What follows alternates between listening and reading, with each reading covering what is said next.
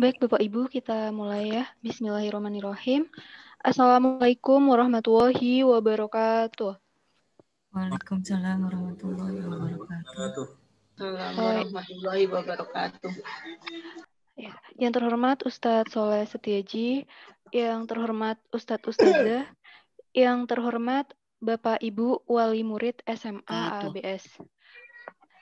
Alhamdulillahirabbil alamin wa bihi nasta'inu ala umuri dunya waddin wassalatu wassalamu ala asyrofil mursalin wa ala alihi wa sahbihi ajma'in amma ba'du.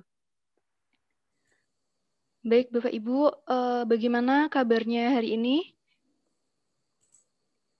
Ya, alhamdulillah.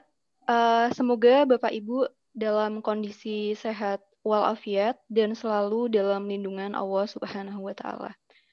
Amin ya rabbal alamin.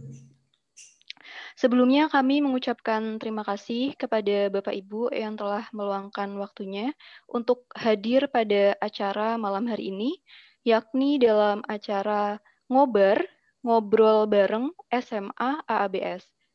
Alhamdulillah, ngobar ini sudah yang keempat kalinya kita laksanakan, dan pada semester 2 ini merupakan kegiatan yang perdana kita lakukan.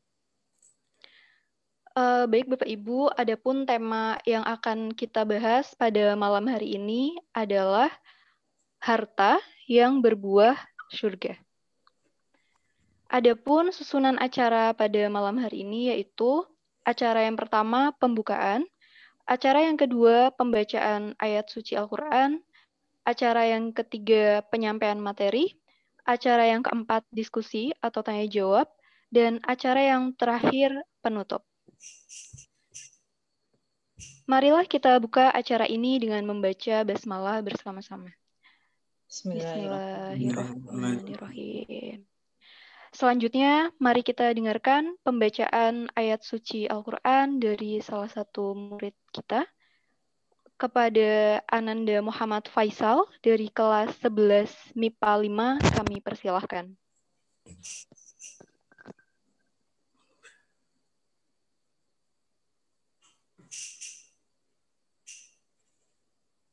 Assalamualaikum warahmatullahi wabarakatuh. Waalaikumsalam warahmatullahi wabarakatuh.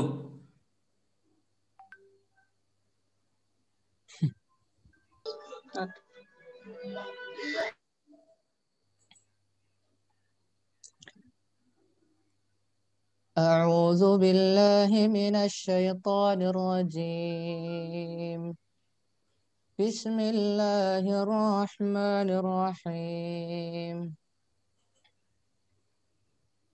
يا أيها الذين آمنوا اتقوا الله ولتنظر نفس ما قدمت لغد واتقوا الله إن الله خبير بما تعملون ولا تكونوا كالذين نسوا الله فأنساهم أنفسهم أولئك هم الفاسقون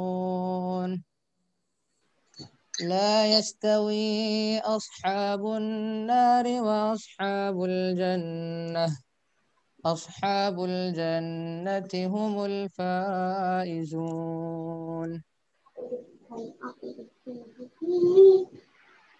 لو أنزلنا هذا القرآن على جبل لرأيته خاشعا متصدعا من خشية الله وتلك الأمثال نضربها للناس لعلهم يتفكرون هو الله الذي لا إله إلا هو عالم الغيب والشهادة هو الرحمن الرحيم هو الله الذي لا إله إلا هو الملك القدوس السلام المؤمن المهيمن العزيز الجبار المتكبر سبحان الله عما يشركون هو الله الخالق البارئ المصور له الأسماء الحسنى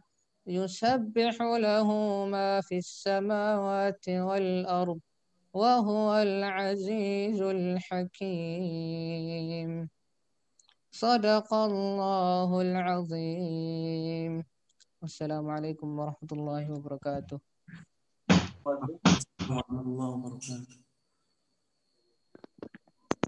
Jazakumullah kepada Ananda Muhammad Faisal. Semoga pembacaan ayat suci Al-Quran ini bisa menambah keberkahan acara kita pada malam hari ini. Baik Bapak Ibu, acara selanjutnya yaitu acara inti berupa penyampaian materi oleh Ustadz Thorik.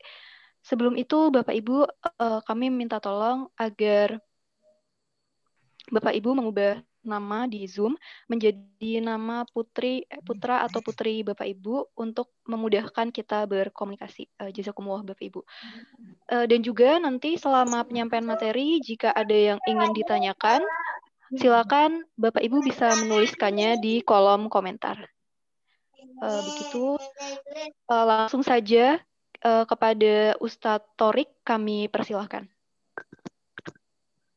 Baik, syukran Ustazah April atas waktunya. Bismillah, Assalamualaikum warahmatullahi wabarakatuh.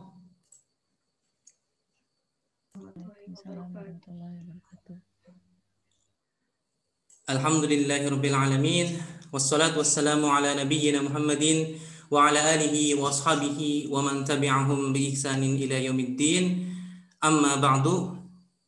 Baik, Bapak Ibu sekalian, semoga dirahmati oleh Allah Subhanahu wa taala. Pertama-tama marilah kita panjatkan puji dan syukur kita kehadirat Allah Subhanahu wa taala yang telah, tengah dan akan senantiasa mencurahkan nikmatnya yang tak terhingga kepada kita semua. Di antara begitu banyak kenikmatan yang Allah Subhanahu wa taala anugerahkan kepada kita, merupakan salah satu kenikmatan yang paling besar adalah nikmat iman. Ya, nikmat yang dengannya kita akan dimasukkan oleh Allah Subhanahu wa taala ke surga. Sebagaimana dalam hadis disebutkan bahwa Rasulullah sallallahu alaihi wasallam bersabda, "Ukhriju minan nar man kana fi qalbihi mithqalu habbatin min khardalin min iman." Jadi kata Nabi Muhammad sallallahu alaihi wasallam, nanti akan dikeluarkan dari neraka man kana fi qalbihi. Jadi orang-orang yang dalam hatinya terdapat ada keimanan sebesar biji sawi. Ya. Jadi kalau misalkan orang yang punya keimanan sebesar biji sawi itu dikeluarkan dari neraka, berarti kan kita tahu bahwa dia akan masuk ke surga. Tapi Bapak Ibu sekalian, ya, kita tentunya tidak mau mencicipi neraka terlebih dahulu. Ya, karena dalam hadis ini diceritakan orang yang imannya sebesar biji sawi dikeluarkan dari neraka dimasukkan ke surga.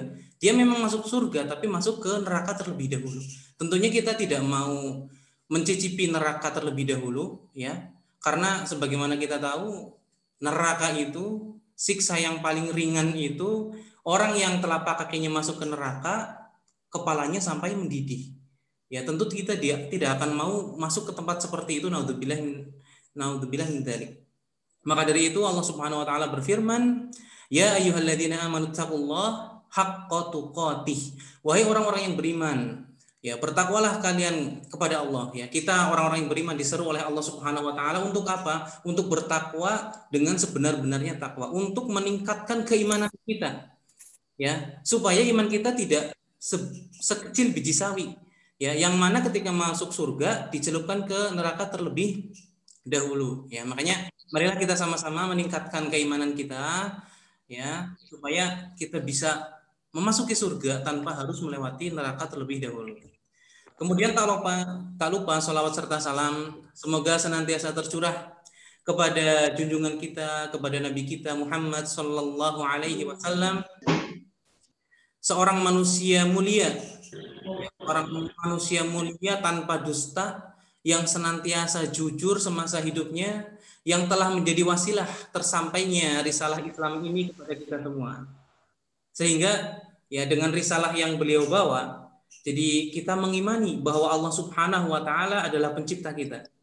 Kita juga mengimani bahwa hidup kita di dunia ini tidak lain dan tidak bukan adalah untuk mencari ridho Allah Subhanahu wa taala.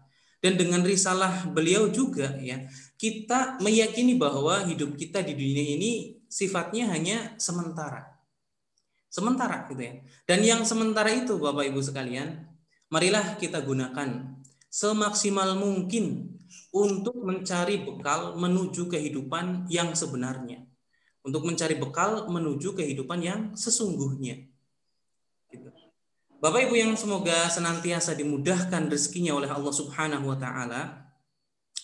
Pernyataan saya barusan seakan-akan seperti mengatakan bahwa kehidupan yang kita jalani sekarang ini gitu ya, kehidupan dunia yang sekarang sedang kita jalani itu bukan kehidupan yang sebenarnya.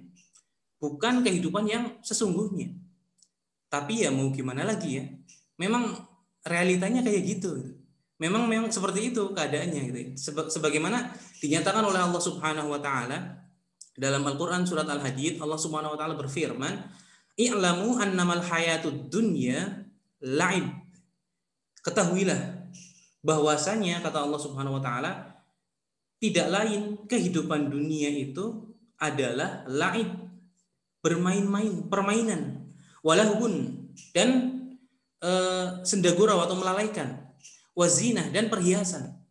Kemudian Allah melanjutkan watafakhurum bainakum watakathurum fil amwali wal aulad. Dan saling bermegah-megah di antara kalian dan saling berbangga-bangga dengan banyaknya harta dan juga keturunan. Jadi realita kehidupan dunia memang kurang lebih seperti itu ya. Kemudian dalam ayat lain Allah Subhanahu wa taala berfirman, "Wa ma hadhil hayatud dunya illa lahun wa la'ib." Ya, kurang lebih artinya sama. Tidak lain kehidupan dunia ini hanyalah sendagurau dan main-main saja. Wa innad darul akhirah lahiyal hayawan kata Allah. Dan sesungguhnya kehidupan akhirat atau kebahagiaan akhirat itulah kehidupan yang sesungguhnya. Baik Bapak Ibu sekalian yang semoga dirahmati oleh Allah Subhanahu wa taala. Dua ayat ini dengan jelas menyatakan bahwa dunia yang kita tinggali sekarang ini sifatnya melalaikan. Ya, ini bukan saya yang ngomong tapi memang ayat Al-Qur'an yang mengatakan demikian gitu ya. Jadi isi dari dunia ini kurang lebih ya, saling berlomba-lomba dalam masalah harta dan kekayaan, kemudian saling berbangga-bangga dengan prestasi keduniaan. Kemudian dunia ini diliputi dengan hal-hal yang sifatnya melalaikan. Dan yang demikian itu merupakan realita gitu ya, realita yang ada di depan mata kita, realita yang kita tidak bisa ingkari keberadaannya. Ya meski nggak semuanya, gitu ya. Nggak semuanya, tapi ada yang seperti itu dan ada di sini jumlahnya banyak gitu ya. Oke, misal kita ngasih contoh gitu. Misal ada orang yang ini realita dunia gitu ya. Misal ada orang yang kita punya teman beli HP baru. Ya, lebih bagus dari punya kita, lebih mahal dari punya kita, maka biasanya akan muncul di hati kita gitu ya, hasrat untuk mengungguli teman tersebut. Ya, maka akan muncul, wah saya nggak mau kalah sama dia, saya harus beli yang lebih bagus lagi. Ya, atau contoh lagi misalnya ada tetangga beli motor baru lebih bagus dari punya kita, misal lebih mahal, lebih mewah gitu ya, maka biasanya akan muncul dalam hati kita, dalam benak kita untuk membeli sesuatu yang bisa menyaingi itu. Ya, berlomba-lomba sebagaimana yang Allah Subhanahu wa taala sebutkan dalam ayat tadi, wa tafakhurum bainakum, saling membangga-banggakan gitu ya. Kemudian ada lagi misal ada tetangga bangun rumah lantai 2 gitu ya. Kemudian kita mikir, wah saya nggak mau kalah. Saya bangun rumah lantai 3. Seperti itu dan seterusnya. Ya, Bapak Ibu sekalian yang semoga hatinya dijaga oleh Allah Subhanahu wa taala dari hal-hal demikian. Ya, di dunia ini banyak sekali hal-hal yang bisa melalaikan kita hingga kita lupa tujuan utama kita ada di dunia ini. Nah, jangan-jangan nih ya, jangan-jangan kita memang udah lupa tujuan hidup kita di dunia. Mungkin ada yang tujuan hidupnya hanya menjadi orang yang sehat supaya bisa menikmati indahnya dunia gitu ya. Mungkin ada yang seperti ini. Atau mungkin juga ada yang tujuan hidupnya itu punya keluarga, ya, punya rumah, punya keturunan yang banyak gitu ya. Ya, mungkin ada yang seperti itu ya. Pastinya ada. Tadi di masjid apanya? Tapi apakah ini tujuan utama kita hidup di dunia? Apakah cuma sekedar itu tujuan utama kita hidup di dunia? Ya, sebagai seorang mukmin, tentu semua ini bukanlah tujuan utama kita hidup di dunia. Ya, sebagai seorang mukmin, dunia dan seluruh kenikmatannya itu hanyalah wasilah. Wasilah bagi kita untuk menggapai kehidupan kita yang sesungguhnya. Ya, terus memangnya kehidupan kita yang sesungguhnya itu di mana? Gitu. Bapak Ibu sekalian, rahimani Allah wa iyyakum.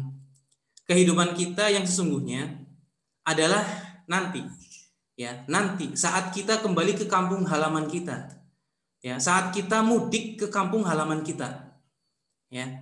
Kampung halaman di mana manusia pertama kali diciptakan oleh Allah Subhanahu wa taala dengan kedua tangannya.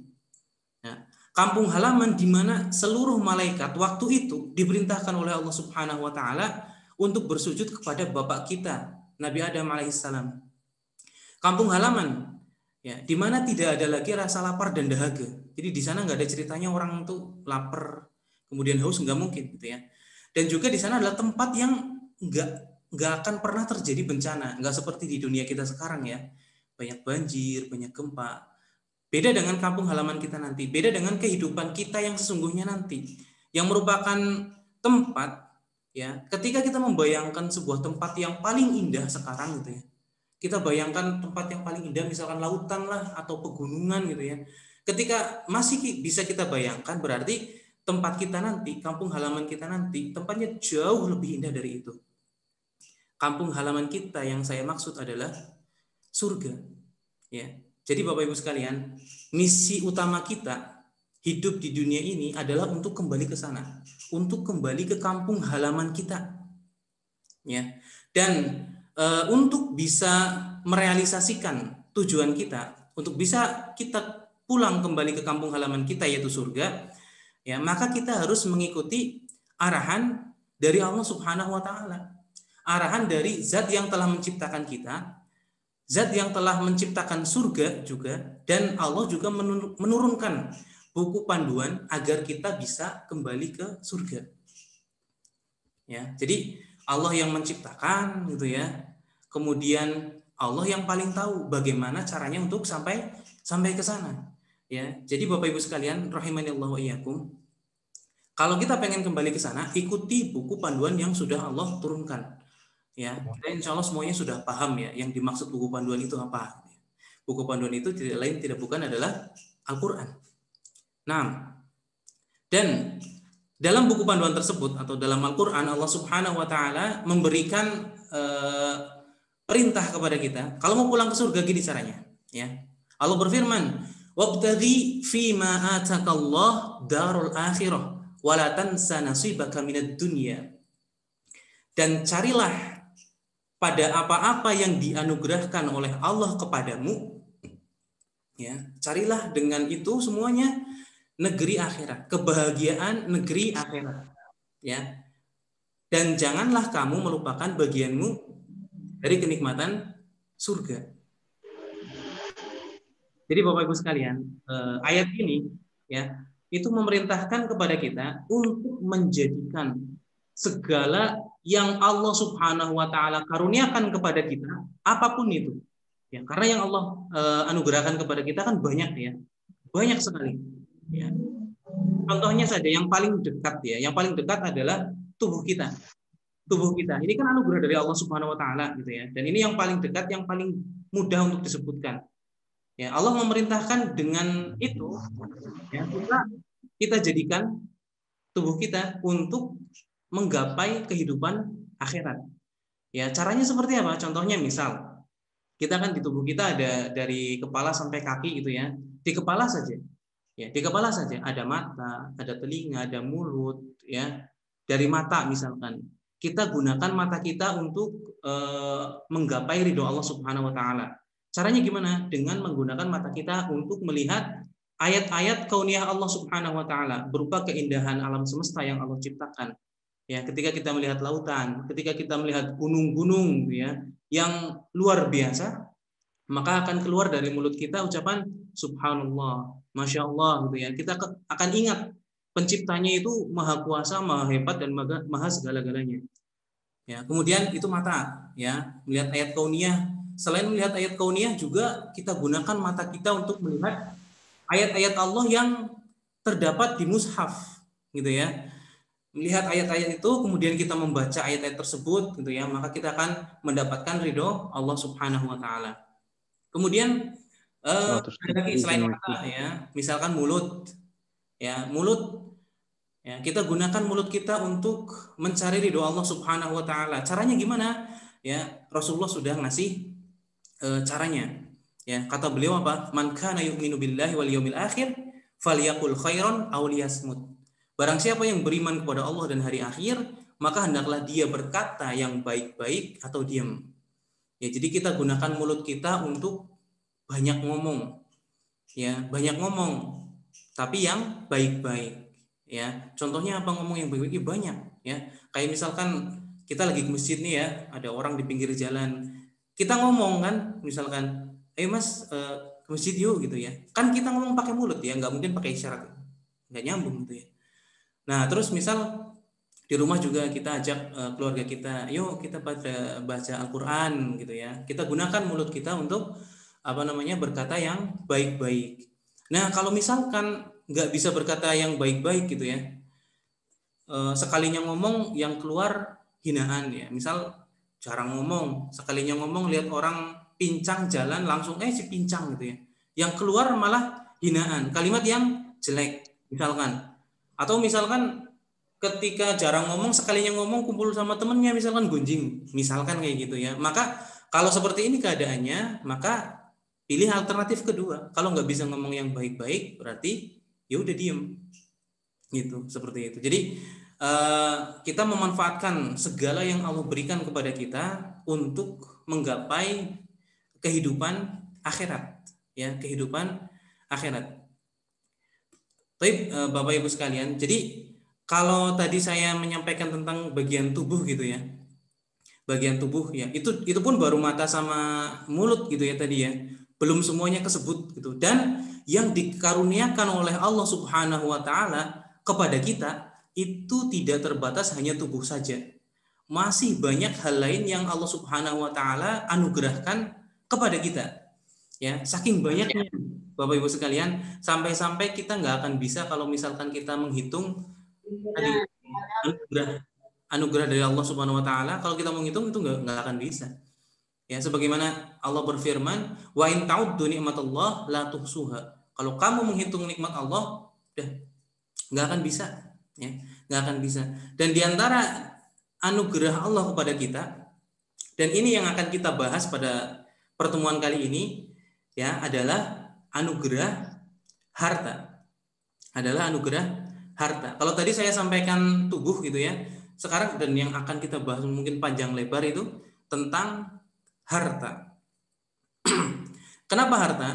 Ya, karena memang yang sesuai dengan tema kita pada kesempatan kali ini adalah harta yang berbuah surga. Harta yang berbuah surga. Karena Bapak Ibu sekalian, tidak semua harta akan membuahkan surga. Atau tidak semua harta itu akan mengantarkan pemiliknya ke surga. Ya, kita ambil contoh lah. Kita semua tahu sama orang ini, insya Allah kita tahu.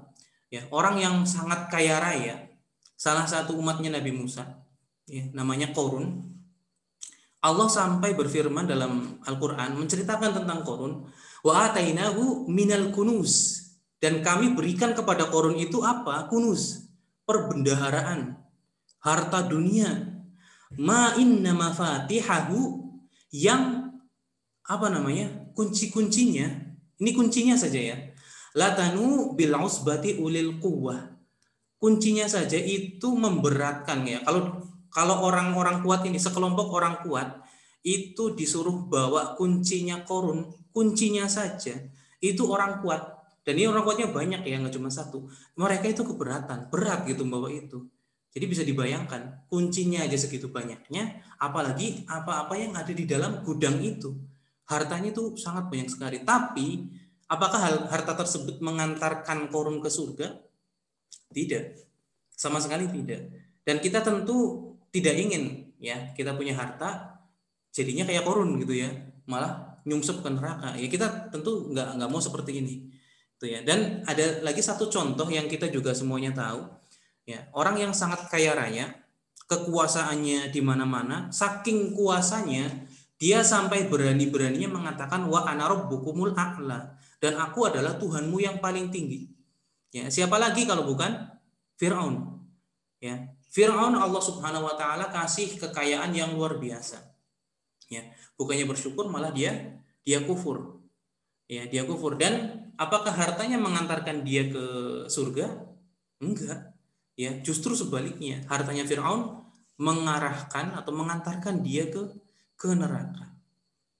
Ya, baik Bapak Ibu sekalian, jika kita telusuri ayat tadi ya, ayat wabtaghi fima atakallahu darul akhirah wa la tansa nasibaka minad dunya, di situ ada sedikit hal yang unik gitu ya. Ada sedikit hal yang unik. Uniknya di mana? Ya, uniknya ada di kalimat la tansa nasibaka minad dunya. Jadi di sini Allah Subhanahu wa taala itu berpesan kepada hambanya gitu ya. Jangan kalian melupakan bagian kalian dari dunia. Jangan kalian lupakan bagian kalian dari dunia. Jadi kan biasanya kalau orang diingatkan akan sesuatu, biasanya kan orang tersebut suka lalai sama sesuatu itu ya. Contohnya misal gini, orang yang workaholic, ya, orang yang sibuk banget sama yang namanya kerja gitu ya. Nah, dia kan mungkin dari pagi bangun tidur udah kerja sampai siang, lanjut lagi sampai sore sampai malam, lupa ibadah. Maka dia akan diingatkan tentang ibadah gitu ya. Kemudian ada juga yang sukanya main game gitu ya. Dia pagi main game, siang, sore, malam main game, lupa makan. Maka dia diingatkan tentang makan gitu. Jangan main game terus. Makan gitu, jangan lupa makan gitu. Lah ini Allah Subhanahu wa taala mengingatkan hambanya supaya jangan lupa dunia. Ya, ini kegambar nggak nih?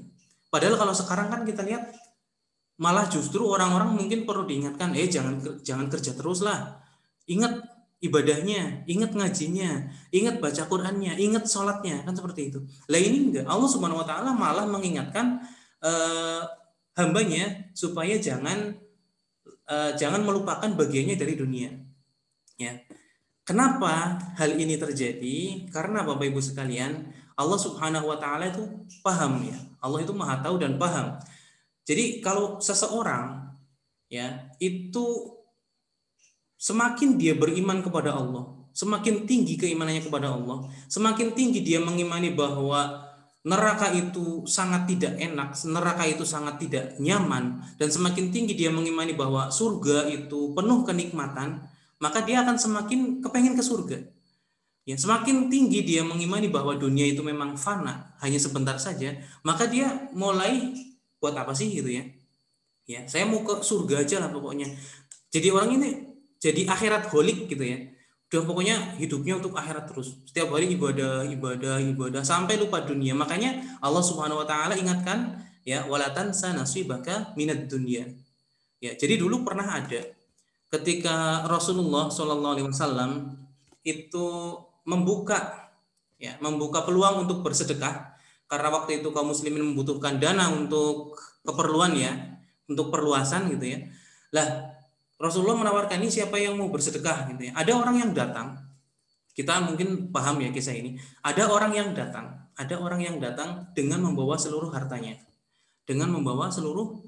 Dia kasih ke Rasulullah SAW. Yang Rasulullah tanyakan apa? Ya, apa yang kamu tinggalkan untukmu dan keluargamu? Jadi Rasulullah masih ingat gitu ya. Lah kalau ini semuanya dikasih, apa yang sudah kamu tinggalkan untukmu dan keluargamu? Ya, wala tansa nasibaka minad dunya. Jangan lupakan dunianya. Ya, seperti itu. Ya, kemudian sahabat yang mulia ini menjawab ya, aku tinggalkan Allah dan Rasulnya. Maksudnya saya sudah menyiapkan untuk keluargaku gitu ya. Jadi tidak melupakan dunianya. Dan dulu juga ya Bapak Ibu sekalian, Rasulullah pernah kedatangan tiga orang tamu. Ya, yang pertama mengatakan bahwa saya nggak mau Yang pertama itu mengatakan bahwa saya mau puasa setiap hari full. Ya, nggak ada bukanya. Bukanya cuma maghrib doang, malam gitu ya. Siangnya setiap hari full puasa. Yang satu mengatakan, saya nggak akan nikah. Saya mau fokus hidup saya untuk ibadah. Saya nggak mau nikah.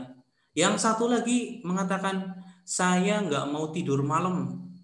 Ya, kalau malam saya pengen full ibadah, nggak mau tidur. Ya, kata Nabi apa? Ketika orang ini mengatakan hal tersebut, ya Rasulullah sampai mengatakan gini, man raghiba an sunnati falaisa minni. Barang siapa yang benci, barang siapa yang nggak suka sama sunnahku, maka dia tidak termasuk golonganku. Ya, sunnahnya Nabi apa? Sunnahnya Nabi apa? Nabi Muhammad SAW sholat malam iya, tapi tidur juga iya. Rasulullah tidak melupakan dunianya. Walatan sanasi bahkan minat dunia. Rasulullah nggak melupakan dunianya. Rasulullah puasa iya, Senin Kamis iya, Daud iya. Ya, sehari puasa sehari enggak, atau puasa Senin, Selasa Rabu enggak puasa, Kamisnya puasa. Ya, jadi enggak melupakan dunianya. Rasulullah ibadah iya, tapi nikah juga iya gitu ya. Jadi beliau tidak melupakan bagiannya dari dunia. Ya, maka dari itu apa namanya? Kalau sampai ada orang yang fokusnya ke akhirat terus gitu ya, enggak ngurusin dunia, Allah ingatkan, jangan lupakan bagian kalian di dunia. Ya, jadi memang ada ya orang-orang yang sampai akhirat holik seperti itu. Tapi kalau orang sekarang kayaknya nggak usah lah ya, nggak usah diingatkan tentang dunia. Memang orientasinya ke arah situ gitu ya. Orientasinya ke dunia. Malah mungkin perlu diingatkan, jangan lupa ibadah gitu ya, jangan lupa akhiratnya, jangan lupa surganya gitu ya, seperti itu. Baik, Bapak Ibu sekalian, balik lagi ke pembahasan utama kita ya. Tentang harta yang berbuah surga. Nah, bagaimana sih agar harta kita bisa mengantarkan kita ke surga? Jadi sebenarnya Bapak Ibu sekalian, kita sudah tahu lah, jawabannya sudah tahu. Ya, dan saya yakin, saya husnudzon, kita semua itu sudah tahu bagaimana caranya agar harta kita bisa mengantarkan kita ke surga. Ya, tapi di sini saya dalam rangka fadzakir fa inna dzikra tanfa'ul mu'minin, berilah peringatan ya, ingatkan karena hal tersebut bermanfaat bagi kaum muslimin gitu ya. Jadi mungkin yang pernah dengar kajian atau pernah baca bagaimana harta kita mengarahkan kita ke surga gitu ya, mungkin lupa atau fokus ke yang lain ya, maka kita sekarang sama-sama kita ingat-ingat bareng. Nah, bagaimana supaya harta kita berbuah surga? Pertama-tama, Bapak Ibu sekalian, kita perhatikan hadis Nabi SAW. Beliau pernah bersabda, menceritakan peristiwa hari kiamat. Ya, la tazulu qadama 'abdin yaumal qiyamah hatta yus'al. Jadi nanti di hari kiamat, kata Rasulullah, kaki seorang hamba itu nggak akan pernah bergeser. Dia akan tetap di situ sampai dia ditanya. Dia ditanya tentang 4 perkara. 4 perkara ya. Cuman pada kesempatan kali ini yang saya bahas ya sesuai dengan tema kita tentang harta. Ya, an malihi min aina iktasabahu wa fima anfaqahu. Tentang hartanya, dari mana dia mendapatkan harta tersebut ya, dan kemana harta tersebut didistribusikan. Jadi Bapak Ibu sekalian, agar harta kita bisa mengantarkan kita ke surga, yang pertama yang perlu kita perhatikan adalah dari mana harta itu kita peroleh. Ya, dari mana kita mendapatkan harta tersebut gitu. Kenapa ini penting? Karena tadi Bapak Ibu sekalian, kita nanti akan ditanyakan hal itu gitu. Dari mana nih? Ini uang dari mana? Ini uang dari mana? Dan kita akan mempertanggungjawabkan ya tentang bagaimana kita mendapatkan uang tersebut. Dan ini menjadi penting juga Bapak Ibu sekalian karena ya kalau kita memperoleh harta melalui cara yang tidak dibenarkan oleh syariat, maka akibatnya sangat berat. Ya. Berat kenapa? Karena Rasulullah bersabda, innahu la yadkhulul jannah lahmun nabata min sukhtin. Jadi kata Rasulullah, tidak mungkin masuk surga seonggok daging yang tumbuh dari harta haram. Ya, nggak mungkin masuk surga daging yang tumbuh dari harta haram. Bahkan Rasulullah nggak berhenti sampai di situ. Ya, beliau melanjutkan wanar aula bihi. Jadi daging yang seperti itu, neraka itu lebih pantas untuk dia. Gitu. Makanya sangat penting sekali ya kita memperhatikan dari mana harta yang kita peroleh. Kemudian setelah ditanya dari mana harta kita peroleh gitu ya, kita akan ditanya setelah dari mana gitu ya, kemudian ditanya untuk apa harta itu kita pergunakan. Ya, kemungkinannya ada dua, Bapak Ibu sekalian. Kemungkinannya ada dua.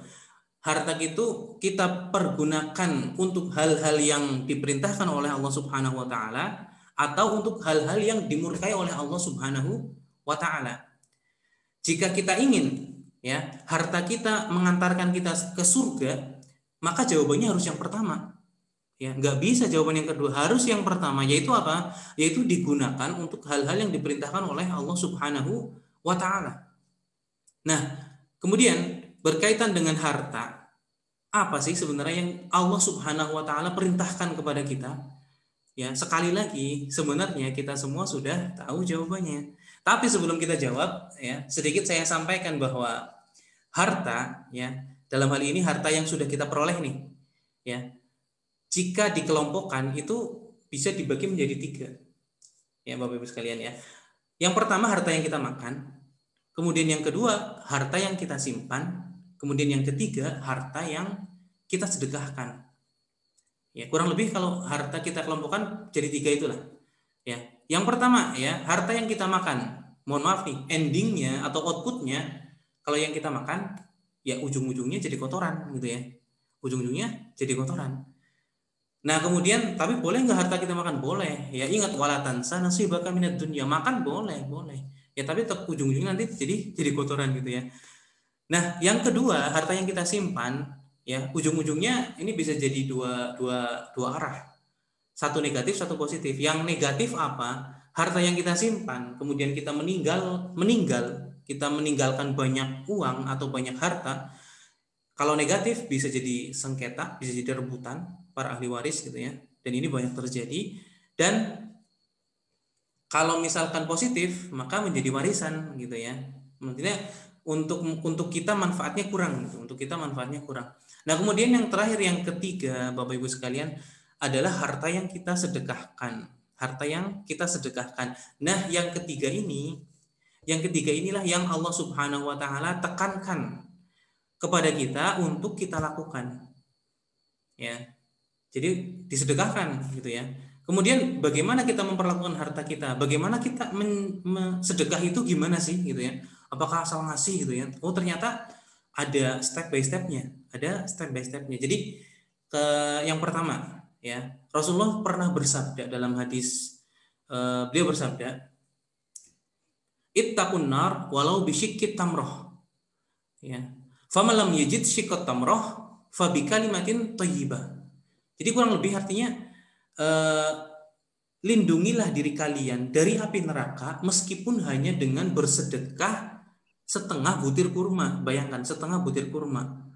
Jadi ini kita bisa simpulkan ya, orang di sini yang dimaksud oleh Rasulullah itu bukan orang yang kaya raya, bukan. Karena apa? Sedekahnya hanya dengan setengah butir kurma. Jadi orang miskin pun itu diperintahkan untuk sedekah. Ya, tapi jangan salah, maksudnya bukan berarti ketika punya kurma 1 gitu ya harus disedekahkan, enggak. Ya, jadi diri dulu dipenuhi, habis itu sedekah ke orang lain. Ya, kemudian Rasulullah melanjutkan, kalau enggak nemu setengah buah kurma, ya enggak punya apa-apa untuk disedekahkan, maka bisa sedekah dengan kalimat thayyibah, kata-kata yang baik. Nah, jadi itulah salah satu anjuran ya untuk bersedekah. Kemudian dalam Al-Qur'an Allah Subhanahu wa taala berfirman, "Wa anfiqu fisabilillah wa la tulqu biaidikum ilat tahlukah." Jadi ini mulai perintah langsung dari Allah Subhanahu wa taala dalam Al-Qur'an gitu ya.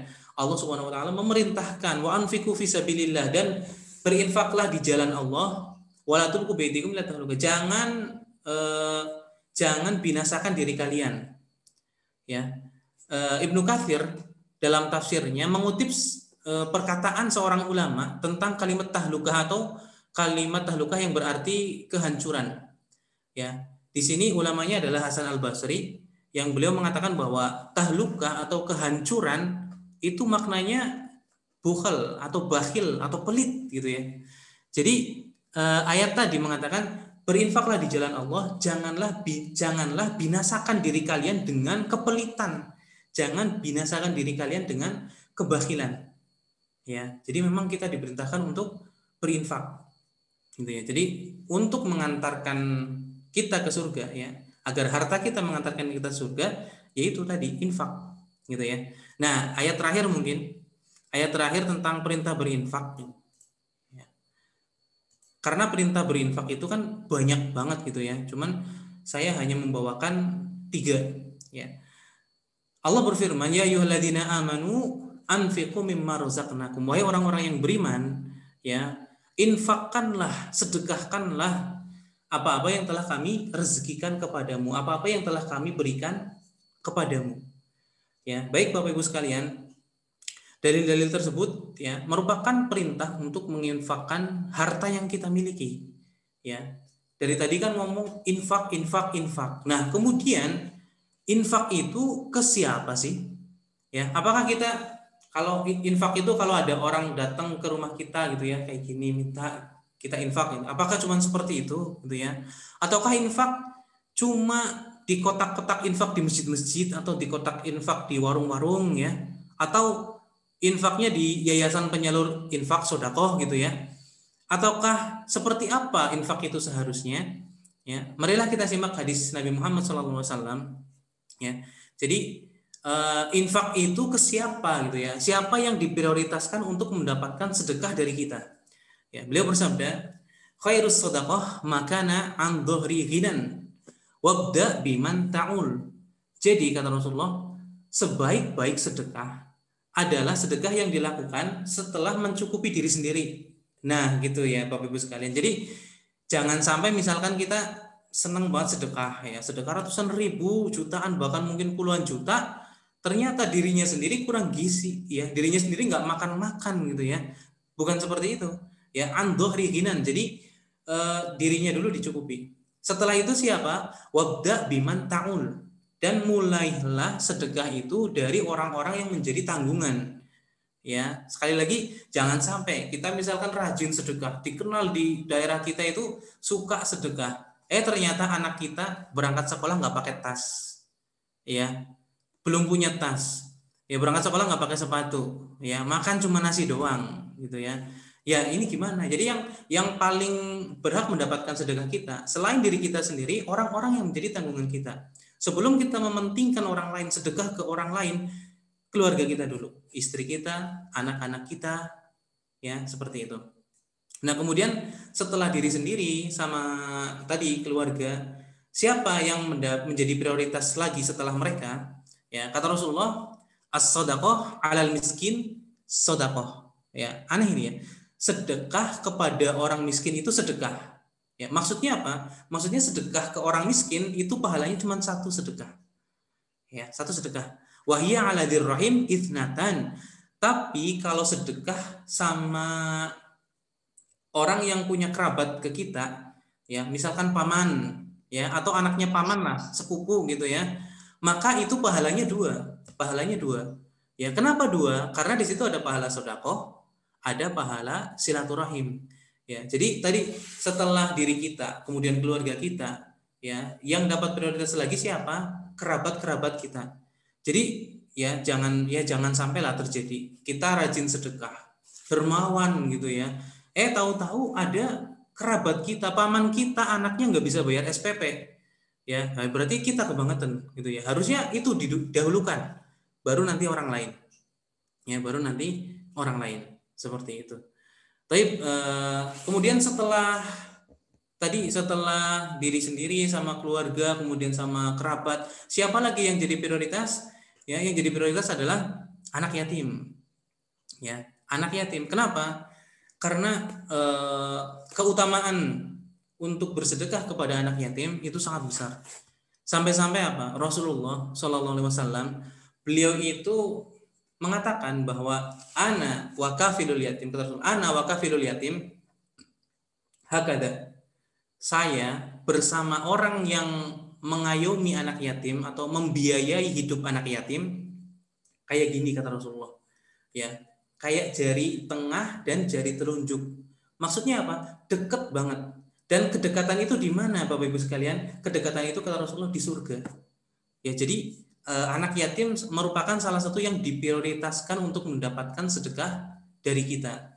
Ya, karena kalau kita sedekah ke mereka, ya kita itu tidak menutup kemungkinan kita bakal bisa masuk ini nih, kayak sama Rasulullah, deket banget di surga. Ya tentunya kita juga pengen kan dekat sama Rasulullah ya di surga. Nah kemudian yang terakhir, ya prioritas yang bukan prioritas yang terakhir, maksudnya yang saya prioritaskan gitu ya. Ya setelah ini sebenarnya masih banyak, tapi kalau disebutkan semuanya ya nanti kepanjangan. Ya setelah anak yatim, tetangga. Setelah anak yatim, tetangga. Kenapa kok tetangga yang berhak mendapatkan prioritas dari sedekah kita? Karena Bapak Ibu sekalian gitu ya, Rasulullah itu pernah curhat. Beliau bersabda, "Mazala Jibril yusini bil jar."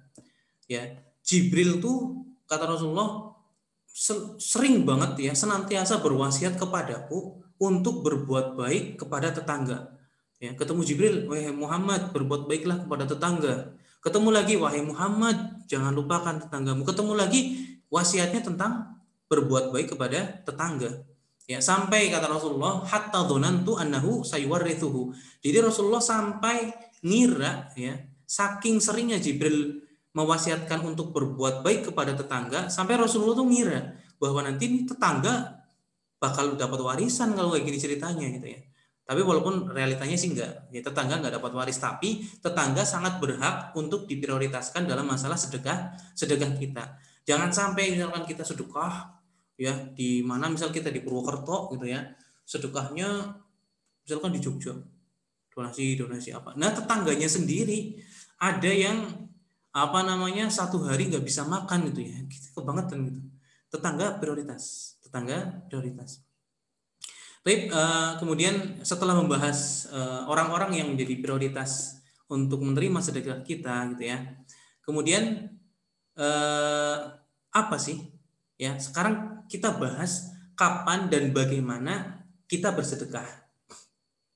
Jadi gini Bapak Ibu sekalian. Bagaimana sebaiknya kita bersedekah gitu ya? Apakah diumumkan, diposting misalkan, kalau sekarang kan banyak media sosial gitu ya.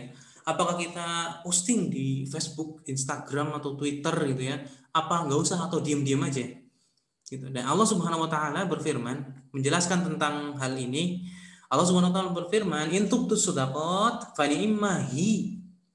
Jadi kalau kalian menampakkan sedekah kalian, maka itu bagus. Ya, bagus dengan catatan ya. Dengan catatan di situ enggak ria. Ya, di situ enggak ria, terus niatnya baik. Niatnya untuk apa? Untuk memotivasi yang lain supaya ikut bersedekah. Itu enggak masalah, itu bagus kata Allah Subhanahu wa taala. Ya. Tapi Allah melanjutkan, "Wa in tukhfuha wa tu'tuhal fuqara wa huwa khairul lakum." Tapi kalau kamu sembunyikan sedekah itu, ya kamu berikan kepada orang-orang fakir, kamu sembunyikan, itu lebih baik itu lebih baik bagi kalian. Ya, kenapa? Tadi karena ketika kita menampakkan, ya walaupun kita awalnya nggak niat untuk ria, tapi ria itu sangat terselubung ya. Makanya kita sendiri hampir susah mendeteksi apakah kita ria atau enggak. Jadi untuk menghindari itu, ya kata Allah lebih baik ya disembunyikan, tidak ditampakkan. Dan di akhir ayat Allah berfirman, ya, "Wallahu bima ta'maluna khabir." Jadi tenang ya, ketika kita menyembunyikan sedekah kita, ya tenang, Allah pasti tahu karena Allah bima ta'maluna khabir. Allah Maha mengetahui apa-apa yang kalian lakukan. Ya, sehebat apapun kita menyembunyikan sedekah kita, Allah pasti tahu. Tenang aja, dan kita akan dapat pahala, gitu ya. Dan Bapak Ibu sekalian, jadi bersedekah dengan sembunyi-sembunyi itu juga punya keutamaan tersendiri. Salah satunya, ketika kita melakukan sedekah dengan sembunyi-sembunyi, maka kita termasuk salah satu dari 7 golongan yang nanti mendapatkan naungan dari Allah, yang waktu itu tidak ada naungan selain naungan dari Allah tersebut. Ya sebagaimana Rasulullah menyampaikan ya. Jadi salah satu yang mendapatkan naungan itu rajulun tasaddaq. Ada seorang yang berinfak. Ya, berinfak kemudian apa? Kemudian dia akhfa hatta la ta'lam shimaluhu ma tunfik yaminuhu. Dia sembunyikan infaknya itu, dia sembunyikan sedekahnya itu sampai-sampai, bahasa Nabi ini seperti ini, sampai-sampai tangan kirinya, kata Rasulullah, itu nggak tahu apa yang diinfakkan oleh tangan kanannya. Ya, saking sembunyi-sembunyi infaknya. Ya karena bisa jadi takut ria gitu ya, takut ria. Dan yang seperti ini termasuk orang yang mendapatkan naungan di hari di mana tidak ada naungan kecuali naungan Allah waktu itu. Nah, Bapak Ibu sekalian, kemudian kapan ya? Kapan kita bersedekah? Kapan kita bersedekah? Apakah sedekahnya nanti nunggu misal apa ya? Nunggu udah sekarat gitu ya? Karena kalau udah sekarat kan berarti udah nggak butuh harta lagi. Habis itu meninggal, udah gitu ya. Apakah seperti itu? Apakah kapan gitu ya? Jadi Rasulullah SAW itu pernah ditanya sama sahabat, ya.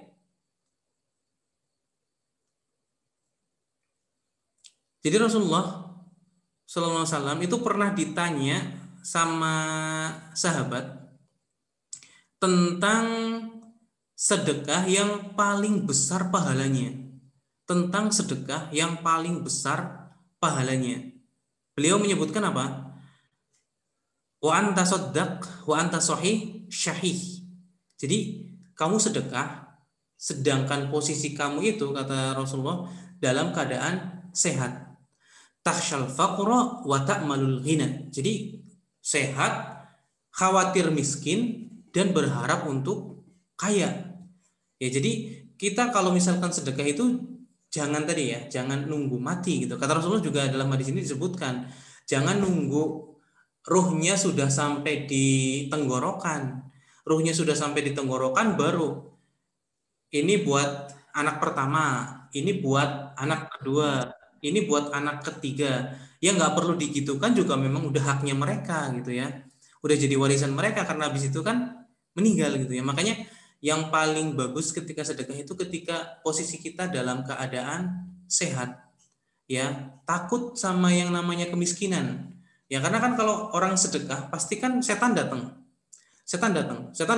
akan membisiki, jangan sedekah kamu, ya, kalau sedekah kamu miskin, kata setan, ya, ketika kita seperti itu kita sedekah itu yang paling utama, kata Rasulullah SAW, ya.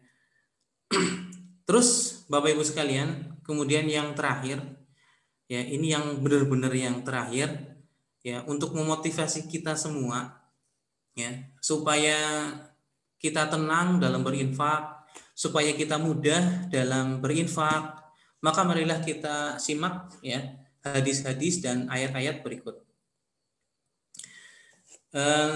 Jadi untuk memotivasi ya Bapak Ibu sekalian, jadi kadang-kadang untuk memotivasi kita butuh sedikit ancaman gitu ya. Kalau enggak ini kamu akan seperti itu gitu ya. Jadi kita butuh sedikit ancaman. Dan Rasulullah SAW juga melakukan hal demikian. Rasulullah sih enggak ngancem ya, cuman beliau memberikan info, memberikan kabar kepada kita yang isinya sedikit mengancam. Dan ini realita ya. Beliau bersabda, jadi setiap pagi itu ada malaikat turun, 2 malaikat itu turun. Kemudian salah satunya berdoa, Allahumma a'ti munfiqan khalafan. Ya Allah, gitu ya. Berilah kepada orang yang berinfak ganti. Jadi kalau orang yang berinfak nanti diganti. Ya gantinya tentu kita tahu lah ya. Ganti ketika Allah memberikan kita ganti itu pasti jauh lebih baik. Nah, ini orang yang berinfak ya, itu didoakan sama malaikat supaya apa? Supaya mendapatkan ganti dari Allah Subhanahu wa taala. Ya, kemudian malaikat yang satu lagi berdoa, Allahumma a'ti mumsikan talafan. Ya Allah, gitu ya. Berikanlah kepada orang yang pelit, berikanlah kepada orang yang enggak mau infak apa? Talafan, kerugian atau kehancuran. Gitu ya. Jadi dalam hadis ini Bapak Ibu sekalian, Rasulullah menjelaskan keadaan orang yang pagi-pagi mau berinfak dan juga menjelaskan keadaan orang yang tidak mau berinfak. Ya. Nah, kemudian dalam hadis lain dalam hadis lain Rasulullah SAW bersabda, ini hadis qudsi, jadi Allah gitu ya, Allah berfirman kepada hambanya, ya bani Adam, unfik alaik, wahai anak Adam, wahai manusia, berinfaklah, ya, infaklah kamu, ya, maka apa? Unfik alaik, maka aku akan berinfak kepadamu, ya. Jadi ketika Allah menjanjikan akan berinfak kepada kita harus tahu, kita harus yakin bahwa yang Allah berikan kepada kita itu pasti yang terbaik, ya. Dan sebenarnya Bapak Ibu sekalian, ketika kita berinfak, ya, sebenarnya itu semua akan kembali kepada kita di akhirat. Jadi setiap apa yang kita keluarkan, setiap apa yang kita infakkan di jalan Allah, itu akan kembali kepada kita di akhirat, ya. Dan hebatnya lagi, di dunia Allah Subhanahu wa taala akan menggantinya, ya. Jadi tenang aja, setiap kita infak, yang kita infakkan akan kita dapati nanti di akhirat, ya. Di surga nanti kita akan temui infak kita, dan di dunia Allah Subhanahu wa taala menggantinya. Sebagaimana Allah Subhanahu wa taala berfirman, "Wa ma anfaqtum min syai' fa huwa yukhlifuh." Ya, dan apapun yang kalian infakkan, maka Allah Subhanahu wa taala menggantinya. Jadi tenang aja. Ya, Allah menggantinya, dan ganti dari Allah sebagaimana yang kita tahu tadi, ya, itu lebih baik daripada apa yang kita berikan, apa yang kita infakkan. Karena apa? Wa huwa khairur raziqin. Karena Allah Subhanahu wa taala sebaik-baik pemberi rizki. Ya. Jadi Bapak Ibu sekalian, ketika infak, tenang aja, pasti diganti oleh Allah Subhanahu wa taala, dan enggak cuma diganti. Bahkan oleh Allah Subhanahu wa taala akan dilipat gandakan. Ya, Allah berfirman, "Man dzalladzi yuqridullaha qardan hasanan fayudha'ifahu lahu ad'afan katsirah." Barang siapa yang memberikan pinjaman kepada Allah, pinjaman yang baik, maksudnya menyedekahkan hartanya di jalan Allah, ya, maka fayudha'ifahu lahu, maka Allah akan melipat gandakan baginya ad'afan katsirah, dengan kelipatan yang banyak. Jadi nggak cuma sekali lipat, 2 kali lipat, tapi kelipatan yang banyak, ya. Nanti akan dilipat gandakan. Makanya ketika infak, tenang gitu ya. Selain diganti sama Allah, dilipat gandakan. Dan sebagai penutup Bapak Ibu sekalian, ya, dan sebagai penutup saya bawakan firman Allah Subhanahu wa taala dalam surat Al-Baqarah. Allah Subhanahu wa taala berfirman, "Matsalul ladzina yunfiquna amwalahum fi sabilillah." Jadi perumpamaan orang-orang yang berinfak atau orang-orang yang menginfakkan hartanya di jalan Allah. Kata Allah apa? Kamatsali habbah. Seperti apa ya? Seperti biji. Habbah itu biji gitu ya. Seperti biji ambatat sab'a sanabil. Ya, orang berinfak itu seperti kita nanam biji. Nanti biji itu akan menumbuhkan 7 tangkai. Ya, biji satu yang kita tanam, infak yang kita tanam, itu nanti akan menumbuhkan 7 tangkai. Ya, dan di setiap tangkainya, akan tumbuh 100 biji. Bayangkan, dari 1 biji tumbuh, ya, kemudian tumbuh 7 tangkai, setiap tangkai ada 100 biji. Kan banyak banget ya. Dan tidak berhenti sampai di situ Bapak Ibu sekalian, ya. Tidak cuma sampai, kalau di total kan tadi sekitar 700 ya. Dari 1 jadi 700. Tidak cuma berhenti sampai di situ, Allah masih melanjutkan lagi, wallahu yudha'ifu liman yasha. Dan Allah masih melipat gandakan yang 700 tadi. Udah cuma 1 gitu ya. Cuma 1 kita ngasih jadi 700, habis 700 kata Allah apa? Masih dilipat gandakan lagi kepada orang-orang yang dikehendaki oleh Allah Subhanahu wa taala. Ya, akhir kata wallahu wasi'un alim, dan Allah Subhanahu wa taala maha luas dan maha mengetahui. Ya, taib, Bapak Ibu sekalian, ya mungkin itu beberapa hal gitu ya. Bagaimana agar harta kita bisa mengantarkan kita menuju surga Allah Subhanahu wa taala, atau bisa mengantarkan kita kembali ke kampung halaman kita, ya, di mana bapak kita pertama kali itu Nabi Adam diciptakan oleh Allah Subhanahu wa taala. Ya, semoga dengan ini semua kita bisa lebih memanfaatkan lagi, ya, harta yang kita miliki di jalan Allah Subhanahu wa taala.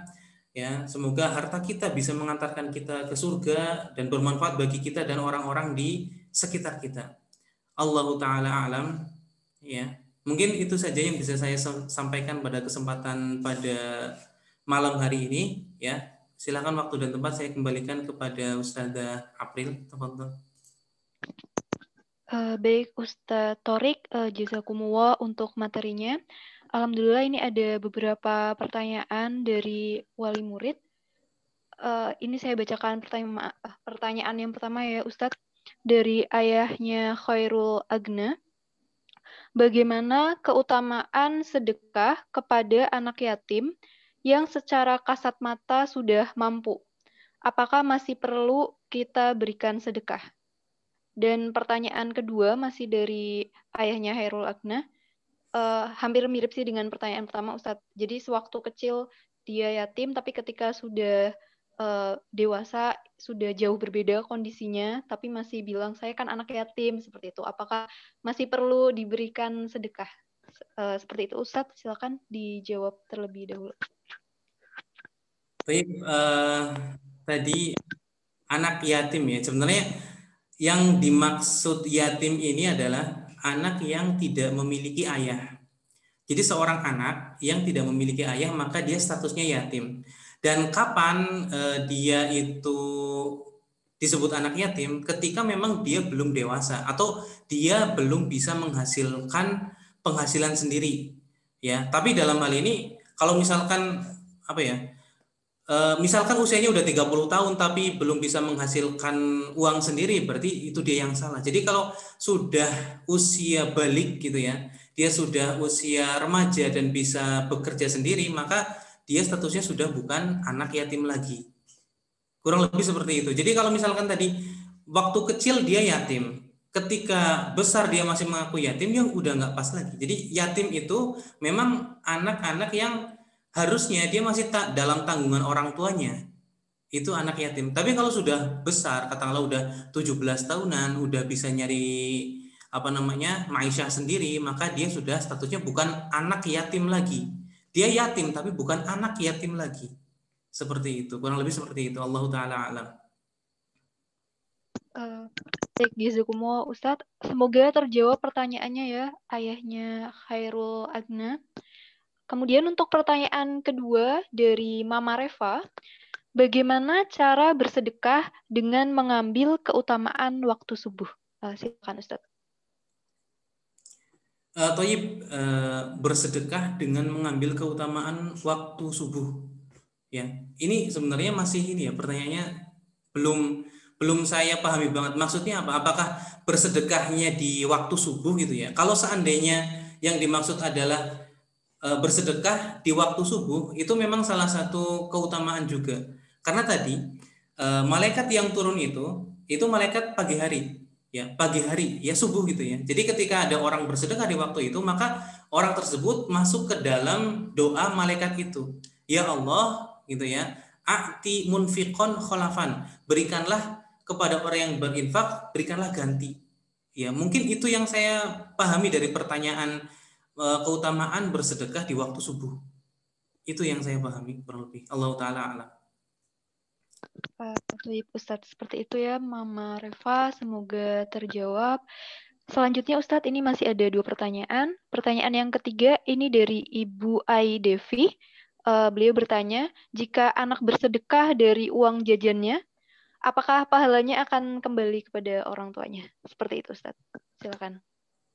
Baik, kalau anak bersedekah dengan uang jajannya gitu ya, otomatis ya orang tua sebagai orang yang mengajarkan banyak hal kepada anaknya, diantaranya mengajarkan anaknya untuk bersedekah, otomatis dia akan mendapatkan pahala dari anak tersebut. Karena anak itu merupakan aset orang tua yang akan menjadi nanti amal jariah bagi orang tua.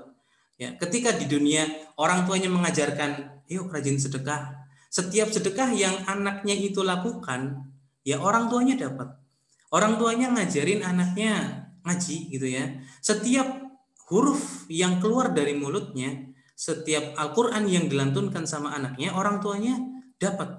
Ya bahkan setelah meninggalnya si orang tua ini, orang tua masih dapat pahala dari anaknya. Ya, jadi anak itu merupakan aset yang sangat berharga bagi orang tuanya, terutama untuk kehidupan akhiratnya nanti. Ya karena sepeninggal orang tuanya, pahala dari anak itu akan terus mengalir ke orang tuanya. Seperti itu. Ya Allah Ta'ala. Jadi orang tua itu bisa mendapatkan pahala dari sedekah yang tadi uang jajan. Apalagi kalau misalkan ketika ngasih uang jajan itu sama disisipin, jangan lupa sedekah ya. Ini kasih misalkan berapa gitu ya. Jangan lupa sedekahnya ya nak gitu ya. Misalkan itu lebih besar lagi pahalanya. Allah Ta'ala. Toyib Ustadz, begitu Ibu Aidevi, insya Allah pahalanya akan mengalir kepada orang tuanya. Kemudian ini yang terakhir dari Mama Brilian. Beliau bertanya, bagaimana cara mengingatkan orang yang suka bersedekah kepada orang lain, tetapi tidak pada orang terdekatnya. Seperti itu, Ustadz. Ya, jadi sedekahnya dengan orang lain, padahal di dekatnya itu masih banyak yang kurang. Begitu, bagaimana cara mengingatkannya? Oh, silakan Ustadz. Taib ya. Jadi ini masalah menasehati orang gitu ya. Kalau menasehati orang kan memang ada adab-adabnya. Salah satunya adalah yang nggak di depan umum ya. Misalkan lagi ada forum kok langsung kita tembak orang itu, kalau sedekah jangan ke yang jauh dulu, yang dekat dulu. Ini nggak beradab ya. Jadi 4 mata kalau bisa 4 mata. Kalau misalkan nggak berani 4 mata, nggak berani menasehati secara 4 mata, ya mungkin kalau kita nasihati dia nggak akan terima nasihat dari kita. Siapa sih kita gitu ya? Mungkin seperti itu. Maka bisa disampaikan kepada orang yang menurut kita ya ucapannya akan didengar sama orang tersebut. Ya minta tolong. Ya misalkan ternyata orang ini dia sangat mendengarkan nasihatnya Ustadz A. Nah kita bisa minta tolong ke Ustadz A. Ustadz A tolong dong si ini dinasehati ya karena dia suka infak ke orang-orang yang jauh sedangkan orang terdekatnya sangat membutuhkan nggak mendapatkan bantuan dari dia. Seperti itu ya, kurang lebih kalau untuk menasehati paling seperti itu ya. Kalau misalkan bisa 4 mata langsung 4 mata. Kalau misalkan omongan kita nggak didengar sama dia, kita minta bantuan sama orang yang ucapannya didengar sama orang ini gitu ya. Mungkin seperti itu. Allah Ta'ala.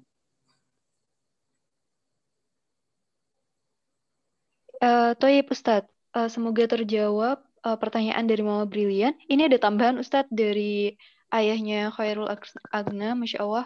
Ini pertanyaannya, tadi Ustadz mengatakan pada dasarnya manusia selalu ingin unggul dari orang lain, dan betul adanya.